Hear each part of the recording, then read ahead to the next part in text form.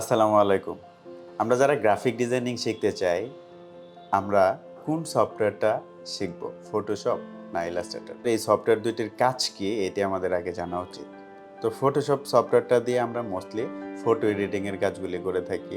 Image manipulation, Facebook post, social মিডিয়ার যত ধরনের পোস্ট আছে, এই টাইপের ডিজাইনগুলি আমরা ফটোশপ দিয়ে করে থাকি। ইলাস্ট্রেটর দিয়ে আমরা প্রিন্টিং রিলেটেড যেমন ম্যাগাজিন, বুক কভার, ভিজিটিং কার্ড যে ডিজাইনগুলি আমরা প্রিন্টের জন্য রেডি করে থাকি, এই টাইপের ডিজাইনগুলি আমরা ইলাস্ট্রেটর দিয়ে করে থাকি। ফটোশপ, ইলাস্ট্রেটর দুইটি সফটওয়্যারই completely different type of software.